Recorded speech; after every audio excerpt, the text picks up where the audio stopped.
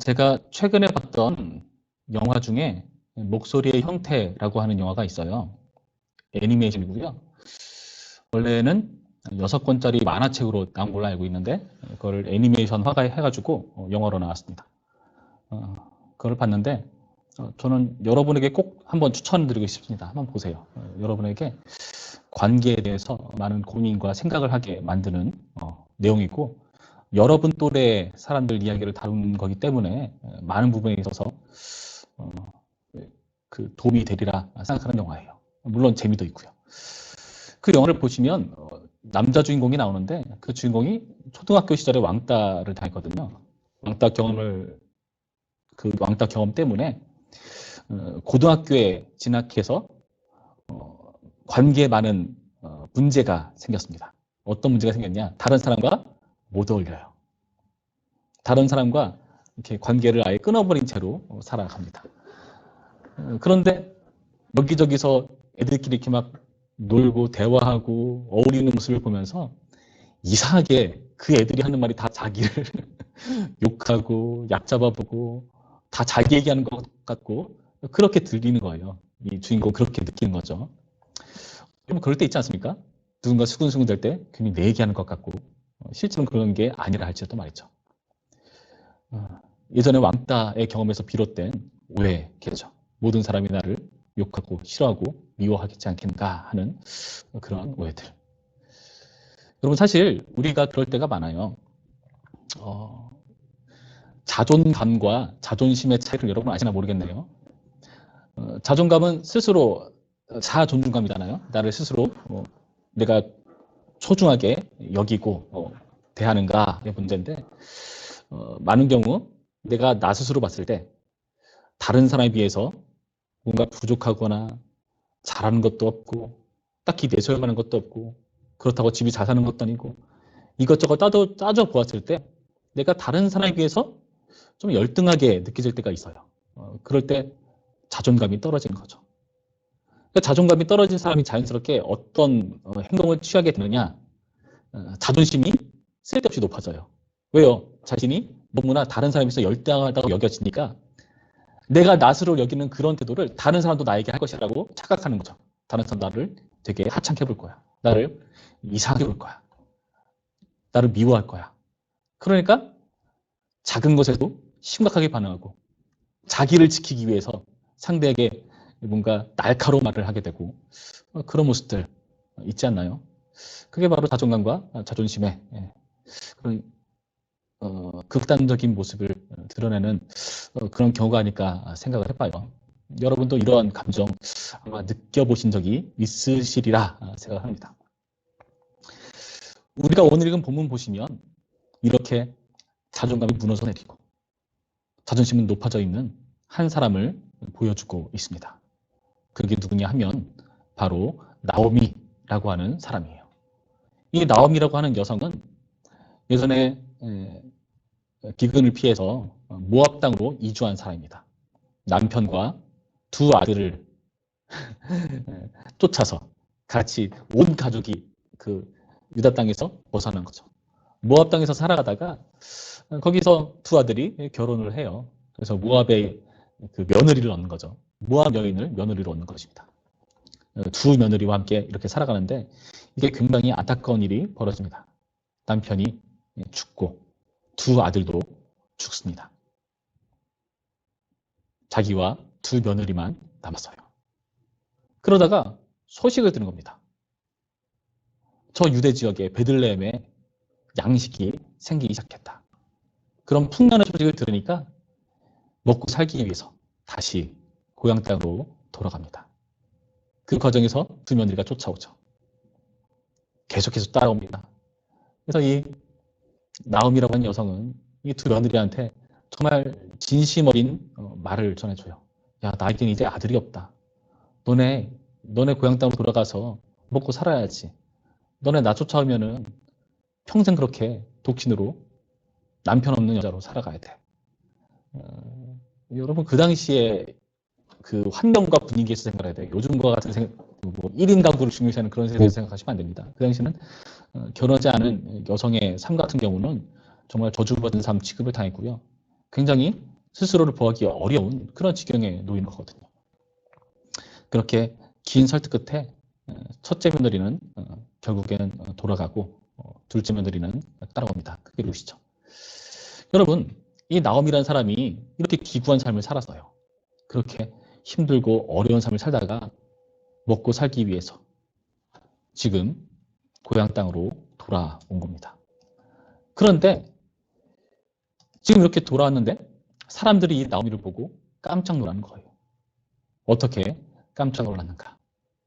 19절 말씀 볼까요? 이렇게 되어 있죠. 이에 그 두 사람이 베들레헴까지 갔더라. 베들레헴에 이를 때 온 성읍이 그들로 말미암아 떠들며 이르기를 이가 나오미냐 하는 자. 여기 온 성읍이 떠들었다고 해요. 과장된 표현이겠지만은 그 정도로 시끌벅적한 곳이 돼버린 거죠. 이게 누구 때문에요? 나오미 때문에. 나오미를 보고 사람들이 깜짝 놀랍니다. 수근수근대고 큰 소리로 막 서로 얘기했겠죠. 야, 얘가 나오미래. 그러니까 어떻게 나오미가 반응합니까? 20절 말씀. 나오미가 그들에게 이르되 나를 나오미라 부르지 말고 나를 마라라 부르라.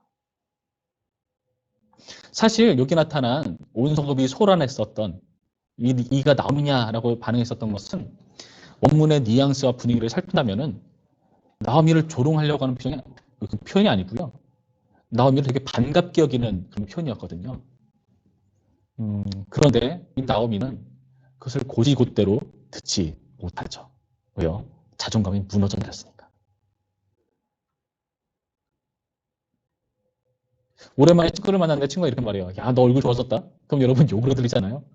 내가 살이 쪘나? 그런 것처럼 지금 나오미는 굉장히 그들의 말이 탐탁지 않게 들렸습니다. 나를 나오미라 놀리는 게 나오미라고 나를 부르는 게 조롱처럼 여겨졌어요. 그 나오미라는 이름의 뜻이 여러분 어떤 뜻이냐면은 그 나의 즐거운 자, 나의 즐거운 자, 그 기쁨, 희락, 즐거움 이런 뜻이거든요. 그러니까 야, 얘도 봐, 얘 기쁨이야, 즐거움이야 하고 이름 가지고 놀리는 것처럼 들렸을 거예요. 그런데 나를 나옴이라, 기쁨이라 부르지 마라. 나를 마라라 부르라. 마라는 쓰다, 아프다, 뭐 이런 의미입니다. 나는 이제 즐겁지가 않다. 나는 지금 너무나 힘들고 어렵고 괴롭다. 자신의 신세를 그렇게 이야기해주는 나오미의 모습을 봅니다. 나오미가 왜 이렇게 자존감이 무너져 내렸을까요? 우리는 방금 짧게나마 나오미의 그 기구한 인생을 들었죠. 그런데 나오미가 그 자신의 인생을 어떻게 해석했는가를 보면 좀 더 잘 알 수 있습니다. 20절 뒷부분에 뭐라 되어 있죠? 나를 말하라 부르라. 이는 전능자가 나를 심히 괴롭게 하셨습니다. 전능자라는 표현이 나와요. 당연히 이 나오미는 이스라엘 사람입니다. 그러니까 여호와 하나님을 염두에 둔 표현입니다. 그런데요, 전능자라는 표현을 하고 있단 말이죠. 여러분 생각해 봅시다. 이 전능자라는 표현이 우리 편이라면 정말 좋은 표현이지 않습니까? 만약에 상대편이라면 최악의 표현입니까? 나를 대적하고 반대하고 나를 괴롭히고 내가 하는 것마다 딴지 걸고 나를 왕따시키고 그 모든 일들을 주도하고 이끌어가는 그놈의 자식이 전능자예요. 끔찍하지 않습니까? 여러분, 전능자 하나님께서 자신을 이렇게 취급한다는 게 얼마나 괴로운 일일지 여러분 한번 생각해 보시면 쉽게 와닿을 겁니다. 나를 괴롭히는 그 존재가 너무나 막강해요. 모든 거 다 나보다 잘하고 나보다 더 많이 가졌고 재능도 많고 사람들은 다 그 존재를 좋아하고 근데 그 존재가 나를 미워한다, 싫어한다, 나를 내친다. 얼마나 끔찍합니까? 그 전능자가 나를 심히 괴롭게, 여기 괴롭게가 바로 아까 나타난 마라라는 의미입니다. 쓰게 하셨다. 그리고 이 전능자가 또 어떤 일을 하셨는가? 21절 뒷부분 볼까요? 21절 맨 마지막 보시면은 전능자가 나를 괴롭게 하셨거늘. 여러분 여기서 괴롭다는 뜻은 아까의 괴롭다랑은 좀 다른 의미예요. 여기서는 악하게 하셨다라는 뜻입니다. 악하게. 악하기를 여러분 좀 쉽게 이해하기 위해서는 성경에서 이 악하다는 말을 쓸 때 병행해서 또 다른 표현을 같이 하거든요. 선하다라는 걸 같이 써요. 그러니까 선과 악을 말할 때 그 선, 그 창세기에 나오는 하나님께서 보시기에 좋았더라 하는 그 선의 의미와 함께 대등한 반대 의미로 악하다는 말을 쓴 거예요. 그 하나님께 나를 악하게 몰아넣으셨다. 전능자가 그런 일을 나에게 하셨다. 끔찍하지 않습니까? 전능자는 상대편일 때 너무나 무서운 편이고요. 그 전능자께서 나의 인생을 이렇게 망가뜨리셨다. 나오미는 해석하고 있어요. 그리고 자신의 인생을 또 이렇게 해석합니다. 19절 우리가 쭉 읽었죠. 20절, 21절 보자. 21절. 21절 보시면 이렇게 되어 있습니다. 내가 풍족하게 나갔더니 여호와께서 내게 비어 돌아오게 하셨느니라. 여호와께서 나를 징벌하셨고, 여호와라는 표현이 나오죠. 여러분, 여호와라는 표현은 사실 우리 편이어야 하는 이름이거든요. 하나님께서 아브라함을 독특하게 구별하셔서 그 아브라함과 특별한 관계를 맺으십니다. 야, 아브라함, 너 나랑 약속하자. 나랑 특별한 관계에 있기로 약속을 하자. 나는 너의 하나님이 될 거야. 너는 내 백성이 돼야 돼. 그래서 네 자손을 하늘의 별들처럼 많게 해주고, 너 있는 곳에서 동서남북을 바라봐. 보이는 거 다 내가 너한테 줄 거야. 그리고 너를 복의 근원으로 삼아주겠어. 그 약속을 신실하게 이행해 주시는 하나님이셨고요. 나중에 출애굽기 가시면은 모세가 그 아브라함과 약속을 하신 그 하나님을 이렇게 해석하죠. 아브라함과 이삭과 야곱의 하나님. 약속을 계속 그의 자손과 이어왔으니까요. 그 하나님이 곧 여호와 하나님이시다. 그 스스로 계신 분께서 아브라함과 이삭과 야곱의 하나님, 곧 우리 조상의 하나님, 여호와시다. 이렇게 말을 하거든요. 그러니까 여호와라는 표현은요, 하나님과 특별한 관계를 맺은 백성에게 주신 하나님의 이름이에요. 그렇다면 그 하나님께서 나에게 잘해 주셔야 되잖아요. 내 편이 되어 주셔야 되잖아요. 내가 그분의 편이 되는 것은 말할 것도 없이 그분은 나를 위해 주셔야 되잖아요. 근데 그 여호와께서 하신 일보다 나를 징벌하셨다. 나를 비어 돌아오게 하셨다. 풍부했던 사람이었습니다. 가진 게 많았었던 사람이기 때문에 그게 한순간에 찾아왔을 때 얼마나 큰 공허함을 느꼈을까요? 여러분,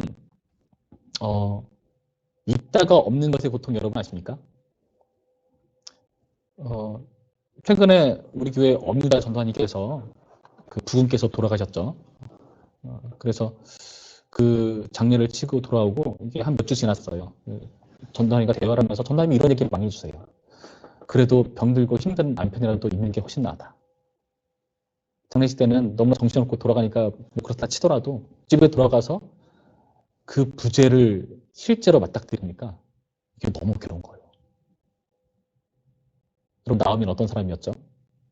남편뿐만 아니라 두 아들이 사라졌어요.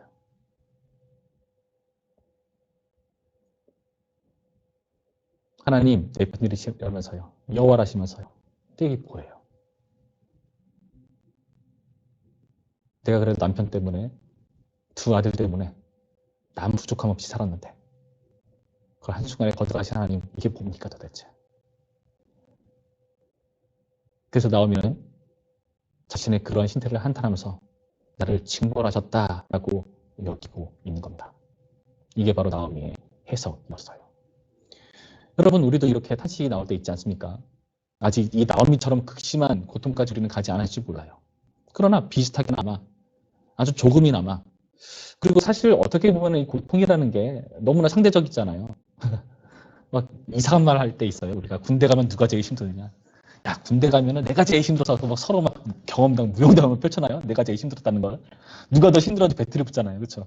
그러면서 막 야 그 운전병들 얼마나 쉽겠어. 행군도 안 하고 야 거기서 그 의학을 배워가지고 약국에서 일하는 걔네들 얼마나 쉽겠어. 막 그런 얘기를 하는데 여러분 사실 군대는 누구나 다 힘들어요. 상대적인 비교가 아니라 어떻게 되었건 간에 내가 기존에 있던 환경에서 그것이 부족해지는 상태로 변화가 되는 거기 때문에 그 사람이 너는 나보단 낫다 이런 말 하셔서는 안 돼요. 다 힘든 거예요. 그 전의 모습에 비교해서 자신은 더 그때에 비해서 더 부족하고 어려워지고 형편이 불편해졌으니까 누구나 다 힘든 겁니다. 그것을 얕잡으면 안 되는 겁니다. 상대적인 거예요. 누구나 다 그것을 힘들게 느끼는 거예요. 여러분 그런 힘듦과 고통 경우 다 있지 않으세요? 근데 여러분 이런 말 하면 다들 이상한 말 해주시죠. 야, 뭘 그런 거 가지고 그러냐. 야, 내가 너만 한 때는 말이면서 이런 말 해주고 괜히 선배들도 야, 위로해준다 시고 한단 말이 자기가 더 힘들었다는 얘기잖아요. 그러니까 너도 견뎌봐. 그 말 들으면 견디니까. 우리는 이런 어려움들을 누구나 다 겪습니다. 저도 어떨 땐 진짜 하나님께 아무런 기도가 안 나와요. 기도하러 그 자리에 버티고 앉아있는데 한숨만 푹 쉬다라는 때도 있어요. 그렇게 힘들고 어려운 상황들 여러분 혹시나 경험했었고 지금 경험 중이시라면 여러분 오늘의 말씀이 여러분의 이야기로 들렸으면 좋겠습니다. 그런데요, 감사한 건 뭔지 아십니까?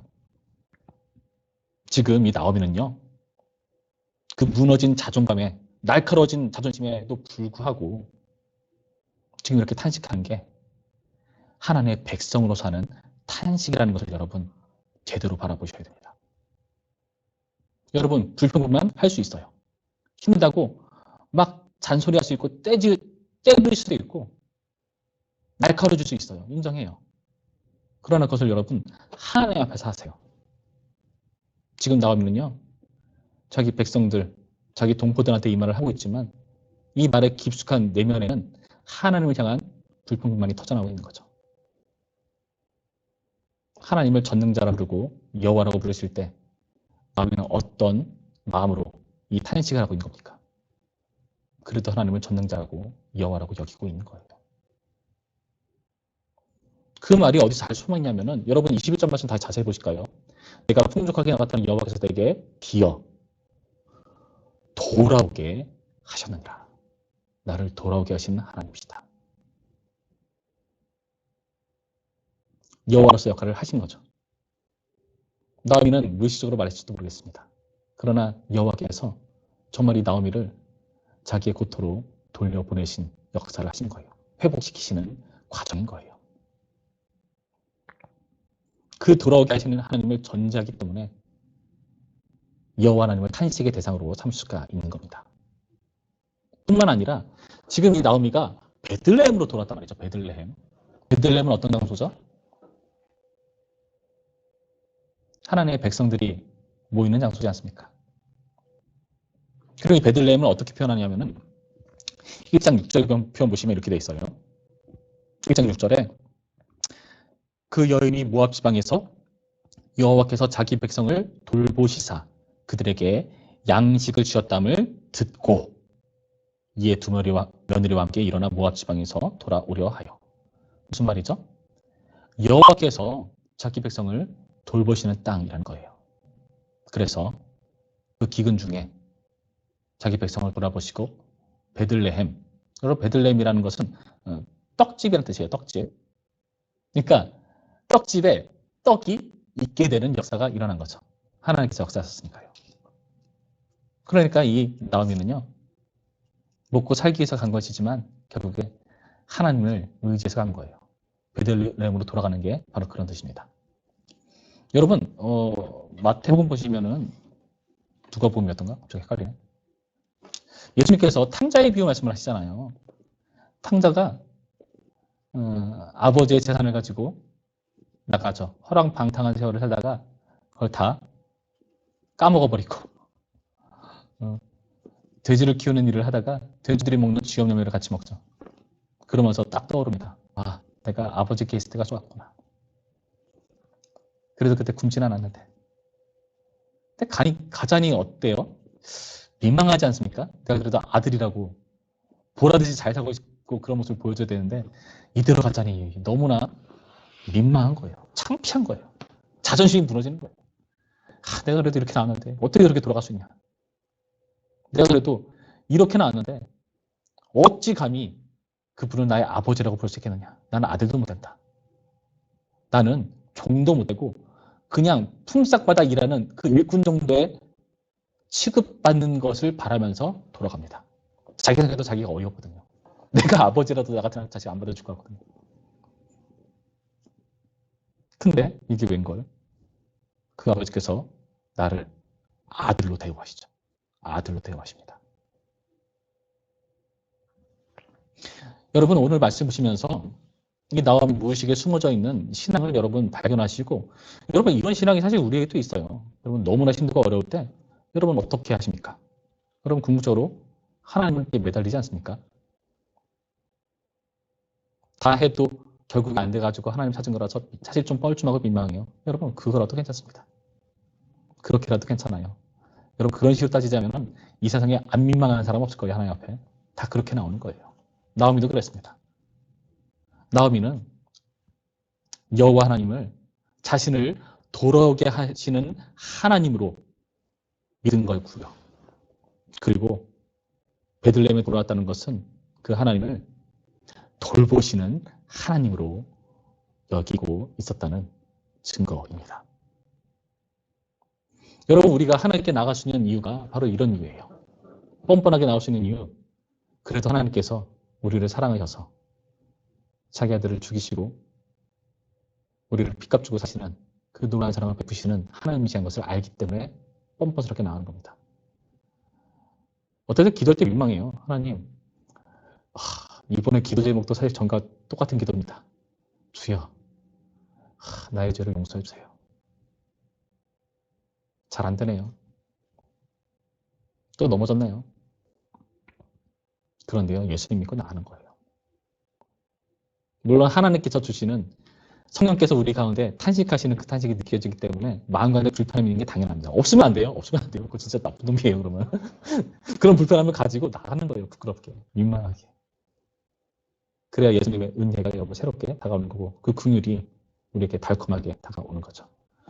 여러분 우리가 이 길 가운데에서 외롭지가 않습니다. 마음이 다 이뤘는데요. 남편도 죽고 두 아들도 죽고 혼자 남았잖아요. 아니요. 그렇지가 않아요. 나오미는 지금 누구와 함께 있습니까? 22절 말씀. 나오미가 모압 지방에서 그의 며느리 모압 여인 룻과 함께 돌아왔는데 그들이 보리수술 시작할 때 베들레헴에 이르렀더라. 지금 나오미가 누구와 함께 있습니까? 그의 며느리 모압 여인 룻과 함께 있습니다. 성경에서 반복해서 표현하면 그것을 은근히 강조하고 있다는 그 뉘앙스를 닮은 거거든요. 여기서 모압 여인이라는 표현이 자주 등장해요. 모압 여인. 앞으로 룻기에서 이걸 보면은 계속해서 나오는데 이 모압 여인을 강조하는 것은 무슨 의미냐면은 여러분 모압 여인은 성경의 해석에 의하면 하나님의 긍휼과 은혜를 입을 수 없는 공주이에요. 제가 신명기 말씀을 좀 읽어줄게요. 신명기 말씀에 의하면 모압 사람에 대해서 이렇게 평가를 내립니다. 신명기 23장 3절 말씀에 암몬 사람과 모압 사람은 여호와의 총회에 들어오지 못하리니 그들에게 속한 자는 10대뿐 아니라 영원히 여호와의 총회에 들어오지 못하리라. 무슨 말이죠? 여기 암몬 사람들을 포함해서 모압 사람, 이 사람들은 하나님의 은혜를 입을 수 없는 존재라는 것을 밝혀줘요. 근데 지금 특이하게도 나오미와 함께 베들레헴에 들어가요. 나랑 함께하는 그 사람이 이런 모압 사람이기 때문에 불편할까요? 저는 그러지 않았을 것 같습니다. 왜일까요? 나오미는요 자기 자신도 그 모압 사람과 별 볼 일 없는 여호와께서 때리시는 전능자가 나를 대적하시는 존재로 자기를 느끼거든요. 자기와 함께하는 사람이 여호와의 총에 들지 못하는 같은 처지, 아니 어쩌면 더 심한 처지의 사람입니다. 여러분, 우리가 누군가에게 친구가 되려면 위계 질서가 사라져야 돼요. 내가 쟤보단 우월하다. 내가 쟤보단 열등하다. 이런 우월 관계에 놓이는 게 바로 그 계급인 거죠. 그런 계층이 있으면은, 그런 우월 관계에 있으면은 절대로 친구가 될 수 없습니다.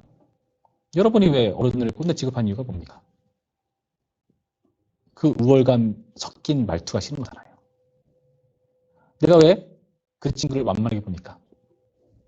나보다 뭔가 부족해 보이고 불쌍해 보이잖아요. 여러분 이러한 마음이 상대방과 친구가 될 수 없게 만드는 거예요. 아, 저 친구가 너무 불쌍해서요. 내가 궁금한 마음이 일어나서 저 친구를 좀 잘 대해줘야겠어요. 좋은 의도일 수는 있겠으나 상대방은 그 태도를 불쾌하게 여길지 모릅니다. 요즘 들어서 장애인들이 왜 그렇게 시위하고 시들합니까? 그들이 자신들을 동정어린 시선으로 보지 말라는 거죠. 그저 당신들과 똑같은 심의로 여겨달라, 대우해달라, 그거 아닙니까? 그럼 모함이 지금 나오미 함께 했다는 것은 지금 자신과 별반 다를 바 없는 처지의 사람이 함께하고 있다는 놀라운 편인 겁니다. 저는 여러분들이 서로에게 이런 존재가 되었으면 좋겠어요. 서로에게 내가 너보다 나을 것 없어. 그러나 내가 너보다 꿀리지도 않아. 너와 나는 같은 처지에 있는 같은 중고등부 학생이지 않냐. 여러분 그렇다면 얼마나 큰 위로와 힘이 되겠습니까? 저는 여러분들 특히 좀 상급생들이 이런 일을 잘 해줬으면 좋겠어요. 사실 중고등부 아이들과 이렇게 연락을 하거나 교대를 나누려고 할 때 사실 불편해 하거든요. 아무래도 선생님이니까, 아무래도 목사님이니까 안 불편할 수는 없어요. 근데 편하게 다가가고 대화해 주는 사람은 누구냐면은 자기와 같은 처지의 사람이지 않습니까? 여러분 그래서 친구를 찾는 거잖아요. 저는 여러분들이 서로에게 그런 역할을 해주는 존재였으면 좋겠습니다. 그리고 더 나아가 이 모함 여인은 이 나오미와 어떤 관계입니까? 그의 며느리 모함 여인 룻이라 되어 있어요. 그의 며느리. 자기가 며느리예요. 자기와 관계에 있는 사람이에요. 한 식구, 한 가정의 가정을 이룬 사람이에요. 그렇기 때문에 이 룻은 어떤 사람입니까? 15절 말씀 보시면 또 다른 며느리는 그의 백성과 그의 신들에게 돌아갔다라고 표현을 해요. 그러니까 너도 그 동서, 그 며느리를 따라서 너도 원래 고향 땅으로 돌아가야 되지 않느냐라고 나오미가 말했을 때 이렇게 대답합니다. 16절. 룻이 이르되 내게 어머니를 떠나면 어머니를 따르지 말고 돌아가라 강권하지 마옵소서. 어머니께서 가시는 곳에 나도 가고 어머니께서 머무시는 곳에서 나도 머물겠나이다. 어머니의 백성이 나의 백성이 되고 어머니 하나님이 나의 하나님이 되시니 어머니께서 죽으시는 곳에서 나도 죽어 거기 묻힐 것이라. 만일 내가 죽는 일 외에 어머니를 떠나면 여호와께서 내게 벌을 내리시고 더 내리시기를 원하나이다 하는지라. 자기를 저주하는 맹세까지 하면서 내가 당신을 배신하면 내가 하나님께 죽어도 싸다 이런 맹세까지 하면서 따라오죠. 백성과 그의 신들, 그의 백성과 그의 신들을 따라간 다른 며느리처럼 그렇게 하지 않고 그 모든 것을 포기하고 어머니의 백성, 어머니의 신들을 쫓아온 거죠. 놀라운 고백 아닙니까? 그리고 여기서 어머니라고 얘기하니까 여러분 오해할 수 있는데 원문에서는 어머니라고 말하지 않아요. 당신이라고 말해요. 당신. 그러니까 어머니와 며느리와의 그런 특별한 관계를 말하는 게 아니라 정말 인격적인 1대1에 서로를 대하는 그런 특별한 관계를 이야기하는 거예요. 이런 사람이 바로 나오미의 며느리다. 본문은 말해주고 있는 겁니다. 대단하지 않습니까? 모든 걸 버리고 함께하기로 죽음의 맹세까지 하면서 14절의 표현에 의하면 부추차오는 모습, 살과 뼈가 붙어있듯이 그렇게 부추차오는 이 나와 동행하는 동행자. 여러분 이런 독특한 관계를 맺은 사람들이 우리에게 있습니다. 우리에게 있어요. 여러분이 보지 못할 뿐이에요. 눈이 어두워서요. 여러분 무엇보다 이 역할을 우리에게 해주신 분이 계시죠. 예수님께서 우리에게 그렇게 하셨습니다. 예수님께서요. 하나님으로서 우리에게 역사도 하시지만은 우리와 관계하시기 위해서 우리와 동일한 영광의 육체를 취하시죠. 그래서 우리는 성육신이랍니다. 우리와 똑같은 환경을 살아내십니다. 우리 위해서 이 땅에 오셔서 이 세상의 삶을 살아내시고 죽으시고 부활하시고 승천하시는 이 모든 과정을 우리와 함께 동일하게 겪으셨고 그 분모기를 우리에게 제시하셨죠. 그렇다면 여러분 우리는요 이런 위기 때 외롭지가 않다는 것을 믿으셨으면 좋겠어요. 여러분 괴로운 인생입니다. 여러분 이제 괴로움 슬슬 느끼시죠? 즐거운 때는 없잖아요. 빨리 어른이 됐으면 좋겠어. 여러분 빨리 어른 되세요. 빨리 됐으면 좋겠어요. 여러분 어른 돼가지고 내가 느끼는 이 고통 여러분도 한번 당해봤으면 좋겠어요.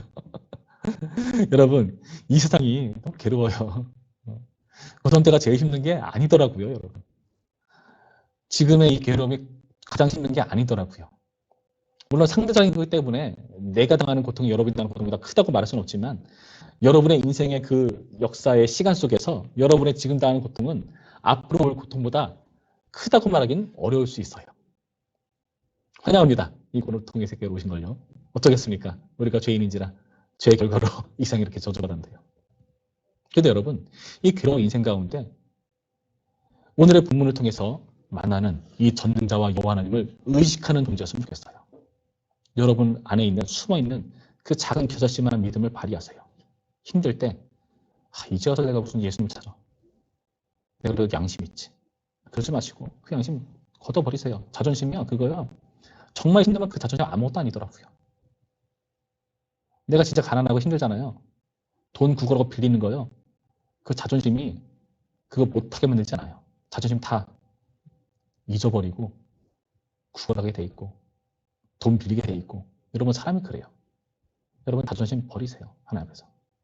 하나님은 전능자시고 여호와십니다. 그 하나님을 의식하는 그 작은 믿음을 여러분 발휘하세요. 그리고 그 길에 나 하나만 서 있는 게 아니라 나와 함께하는 동행자가 있다는 것을 믿으시기 바랍니다.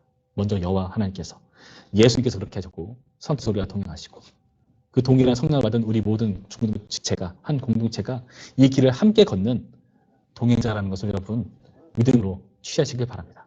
그래서 그 믿음으로 여러분도 누군가에게 그런 행동을 해주시고 그래서 우리의 모습 가운데서 예수님이 참 이러한 모습을 우리 가운데 하셨겠구나 하는 그 모습을 보여주는 예수님을 보여주는 그런 존재가 우리 모두이기를 주님의 이름으로 축원합니다. 예수님 안에서 우리는 결코 빈 존재가 아닙니다. 부유한 존재입니다. 함께 기도하시죠.